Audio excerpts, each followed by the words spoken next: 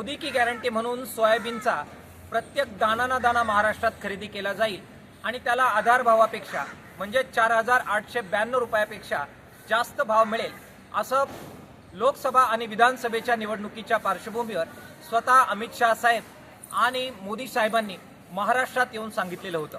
आत्ताचे कृषी मंत्री सुद्धा हेच सांगतायत। प्रत्यक्षात मात्र महाराष्ट्रात सोयाबीनला 3,500 ते 4,000 रुपये भाव मिळतोय, ज्यातून सोयाबीनचा उत्पादन खर्च सुद्धा आज शेतकऱ्यांचा फिटत नाही ही वस्तुस्थिती आहे।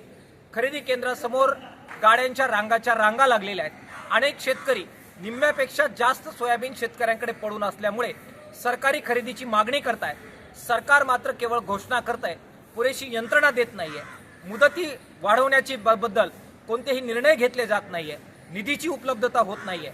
अशा सगळ्या पार्श्वभूमीवर मोठा असंतोष सोयाबीन उत्पादक शेतकऱ्यांमध्ये खतखतोय।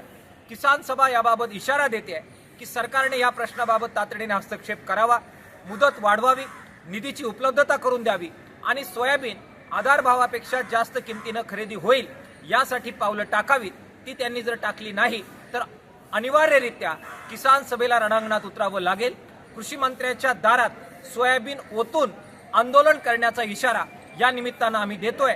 ती वेळ सरकारने किसान सभेवर आणि शेतकऱ्यांवर आणू नये अशा प्रकारचं आव्हान किसान सभेच्या वतीनं आम्ही करतो आहोत।